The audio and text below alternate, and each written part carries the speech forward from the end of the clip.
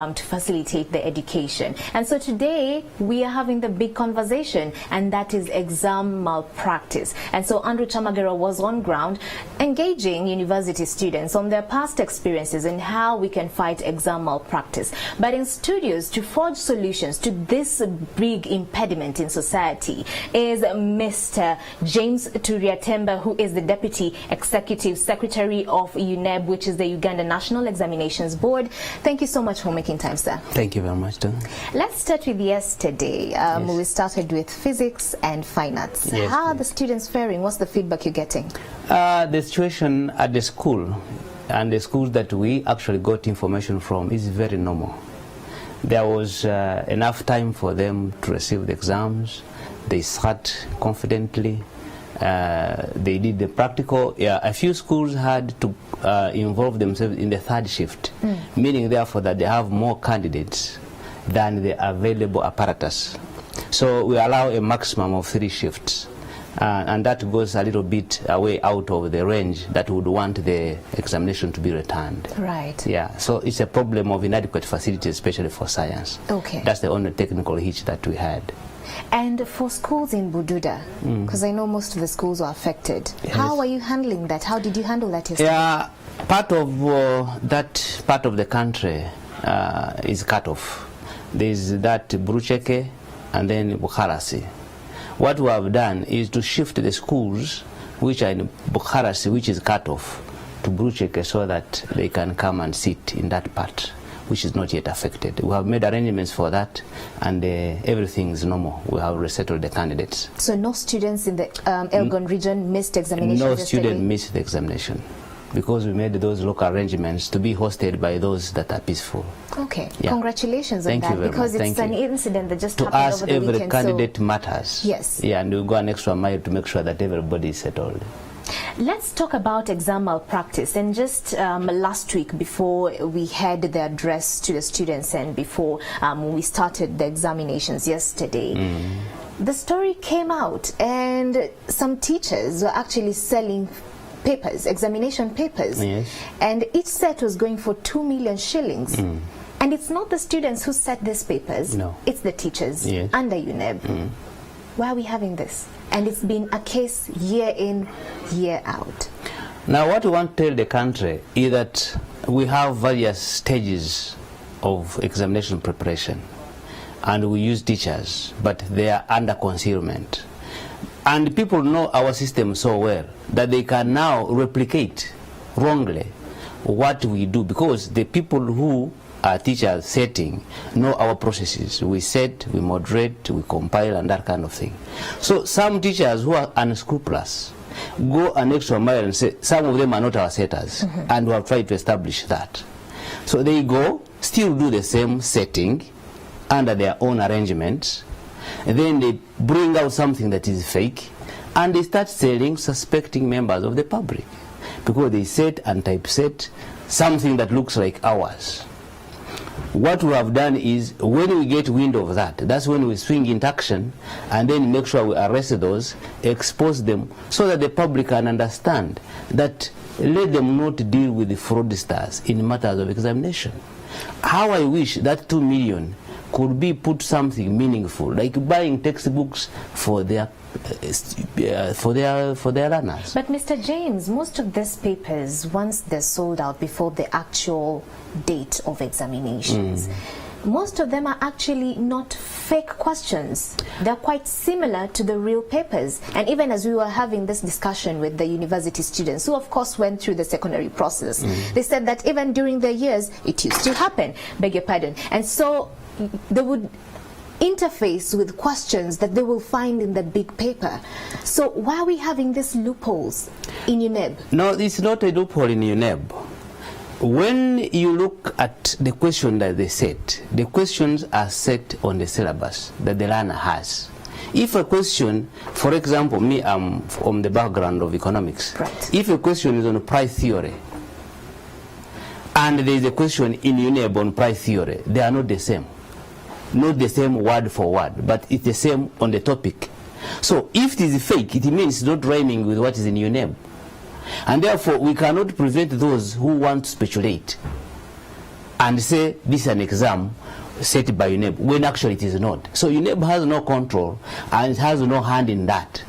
All we are doing is to warn the public that let them not be in the habit of buying fake things. But let me ask you a question, and still sticking to that. Of course, Yes. the questions wouldn't be exact as the real paper, Yeah. but the concept would be the same. Is it a coincidence that most of the questions actually tally to the real paper?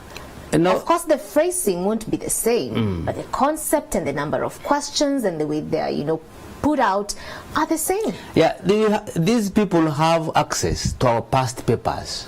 So when they are setting, they set on the basis of what they have seen in our past papers. If there are 5 questions, they make it 5 questions.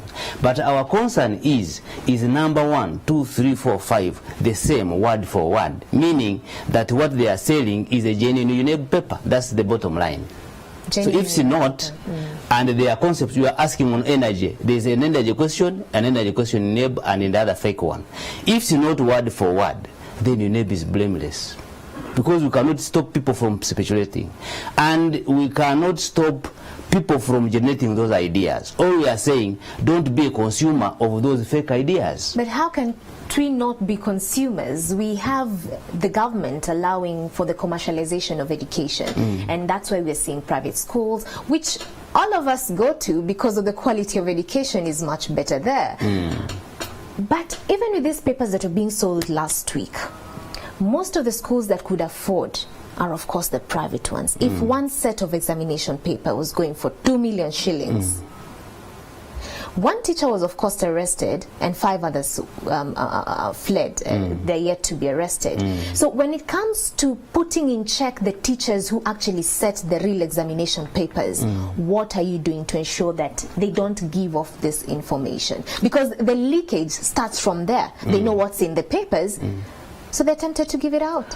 No, I do believe that you need to know our system so well if you are to understand whether a teacher can leak what they have said. One thing that you need to know is that we do not use the questions that we set in the previous 3 years or so. That's check number 1. Number 2, you do not set a whole paper. You set items. Number 3, when we are spreading out these items, we bring them not from one setter. We already may be having around 10 setters or so. Now, if we take a question in 2015 from one setter, we take another question from somebody who said in 2017, and we bring this question in like 2020, I don't think the fellow who said in 2015 still remembers what they said. So we have checks and balances. We do not bring those questions which were said yesterday tomorrow. No. We have a time check, and we blend. When we are compiling, we do not use questions from an individual setter. So even if they set and they take their set items to go and teach, they will be out of context. That one I assure you. So what you're saying is these fraudsters are gambling. They are gambling. The they pick questions. Some of them are in what they call question banks. UNEB publishes question banks. Some of them can even pick from the past papers that UNEB has had.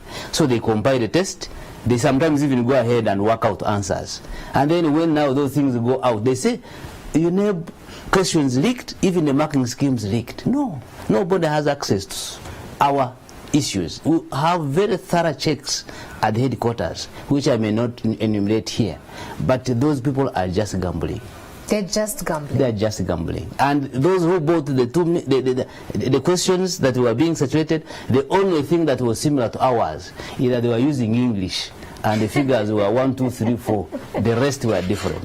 Okay, let me ask you a question, because even I went through the same system of education. Yeah. I'm sure you went through the same system. Maybe it was a little bit different from ours because you started way earlier. But the system of education, most of the people say, is to blame because it zeroes in on theory, on the students cramming and not understanding this particular concepts. So what is being done to change that, such that most of the courses that are actually presented, implementing them, how teachers teach, is actually more of practical, such that students understand and don't cram? Yeah, I think I may say there is a systemic problem. Systemic in the sense that we are supposed to be the three institutions, the three pillars of the education system, working and talking to one another. We have the process of curriculum development. Those are the people who bring forward the curriculum. Then we have the teachers who are supposed to implement. That's the instruction. The teachers who are supposed to implement the curriculum that has been put in place. For us, we come in later to assess whether the curriculum was perfect and whether it was well taught. Now, unfortunately, in Uganda and indeed in many other countries, we have coined an adage that the assessment dog is wagging the curriculum tail. What simply means is that assessment has exerted a lot of influence, so that the teachers now are not looking at the curriculum they're supposed to teach, but they are looking at how best somebody can pass. And therefore, there are methodological issues at the school level that are not being put right, because everybody thinks passing examination is the ultimate aim of education. And yet we, even in the assessment world, believe that the primary goal of education is to impart the necessary skills, attitudes and values and competencies. But then what we are having is that people are looking more at grades, regardless of how they are attained, rather than attaining those competencies. So if we are to align the system to what you are talking about, how do we get the best? We have to re-examine our practices, both from curriculum development, from the teaching perspective and so on. I want to assure you that skills are not gained or lost when we assess or at assessment stage. They are gained or lost at the teaching stage. At the teaching stage? Yes. But when it comes to also setting these questions, really, don't you think that UNEB also needs to realign? Because even if we are to get a paper, a question paper today, an examination paper, maybe not practicals, but a basic paper, most of the questions are set in such a way that I just have to remember what I crammed to answer those questions. So is UNEB also deliberate about changing how it sets this particular question? Yeah, right now there is an impeding curriculum assessment reform process that's going on. And then what this assessment process going, that's going, we also want to reform the assessment system. True, our questions are tailored to students with whom we have no contact. But we are trying to infuse in a system of formative assessment, where we are also going to enable the teacher who interfaces with the child longer to be part of our assessment system. And we also want to reform our assessment instruments so that we go deeper into critical thinking, which critical thinking is something that we need in the contemporary century. And how long will that take? No, it is in the offing. In the offing, but yes, how long? We started from 2011. Okay. We are reforming our system. And by 2021, we are going to roll out. By 2021? Yes, this is both curriculum development and assessment reform. Okay, you have said that most of these fraudsters actually gamble with questions, and so most of these questions and papers that are sold before the examinations are fake. And last year we saw a total of 326,212 students sit for the examinations across the different examination centers that totaled up to around 3,332. Okay. And so out of that, 4,500 results were actually withheld. Then on what grounds were these results withheld? On what grounds does UNEB withhold the results of candidates? We withhold results when we suspect that there are various forms of exam malpractice committed. What I want to assure the world is that there are various forms of malpractice. You may find that a candidate sat next to another because we asked them to give us a sitting plan. And then you find the answers of one candidate similar to those of the next candidate who was seated next to them. Even if they are Siamese twins, I don't think that two independent persons can think alike. And therefore, for us, once we suspect that there was a problem, then we withhold those results. We withhold them because we don't want to clog the system of releasing other people's results. And as we withhold, we investigate. Then when we prove beyond reasonable doubt, and we even call these persons to come and defend themselves, how did it happen? If we are convinced and there is corroborative evidence that there was copying between these candidates, it may even be collusion among very many. It can be also external assistance. External assistance is where you find the whole class is presenting the same result. If you read one question paper, one answer booklet for all the candidates, if you are holding that and somebody else is holding the same, the answers are the same. We're saying, no, it can't be possible, even if you had the same teacher. Even if you So had the same when you teacher. prove beyond reasonable doubt and we have given you ample time, then that's when you cancel. So cancellation comes later with the approval of our Minister of Education. And what are the consequences after that? The consequence is that those which we withhold, if we find that they were innocent and they cannot be charged, we release them. Just like you arrest somebody, charge them in court. Not everybody who is taken to court becomes guilty, and not everybody is charged. So some of them are acquitted on account of no sufficient evidence. We also acquit. So And you give them the results? Yeah, we give them the results. Yes. And for those who are guilty? We cancel the results. And they have to receipt? Yeah, they have to receipt. They can receipt after. So that's one form of malpractice. Yeah. What other forms are we looking at? We have copying, where one is copying from the other. One is passive, the other is active. But in our regulations, both are guilty because we are supposed to make sure that your work is not. We have collusion.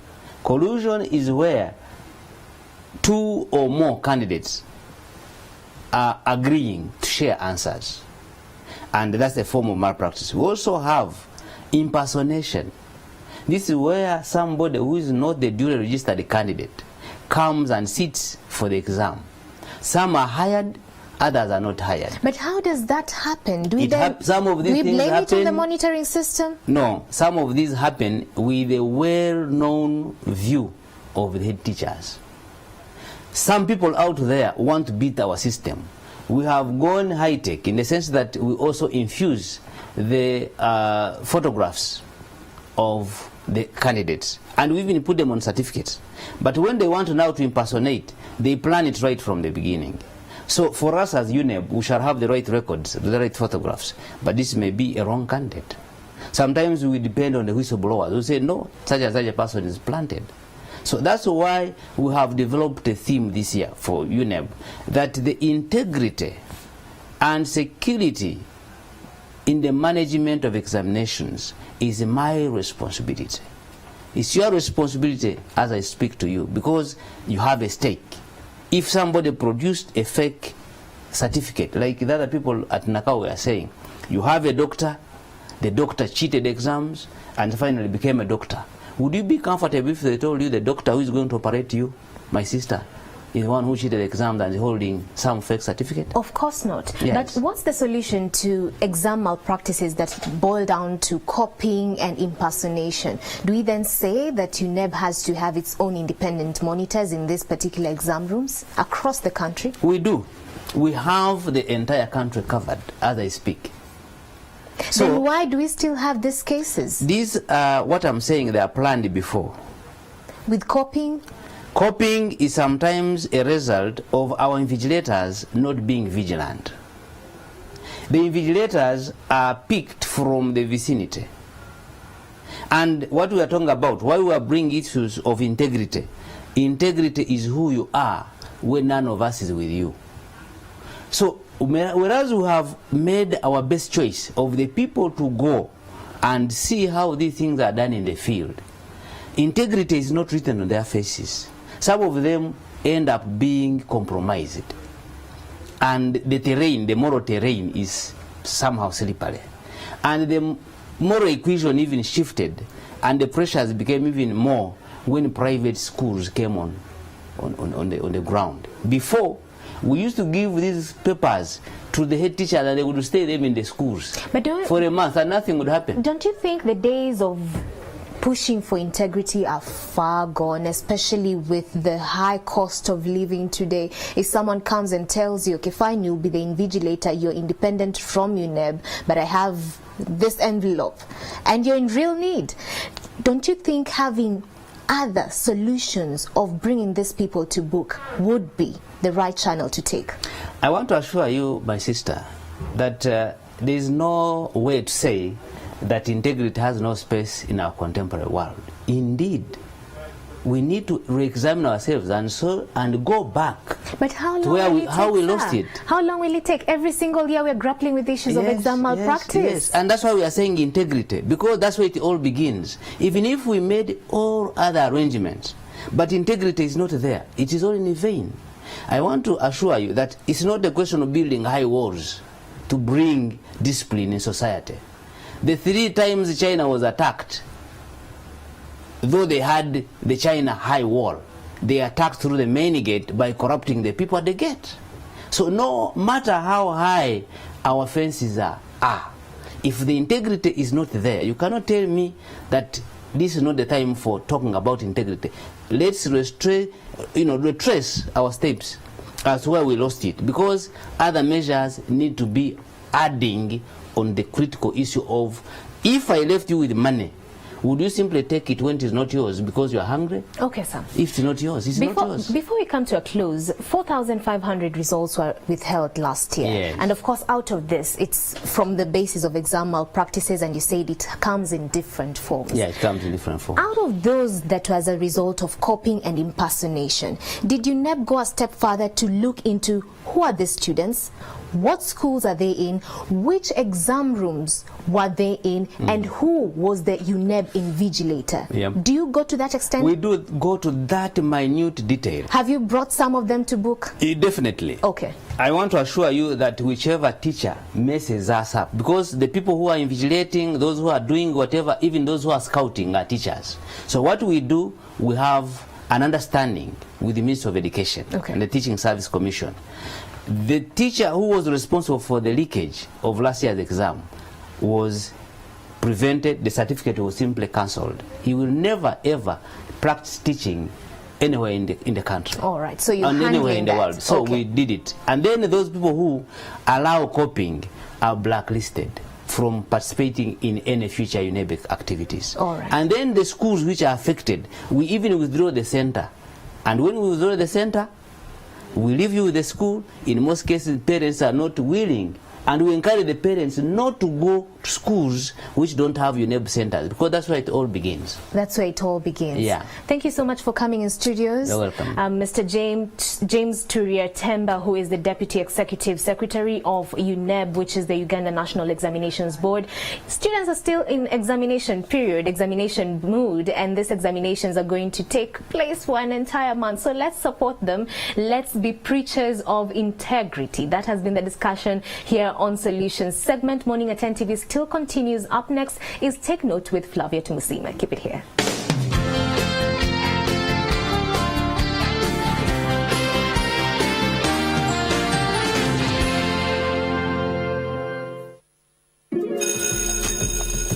You ready for finals? Finals?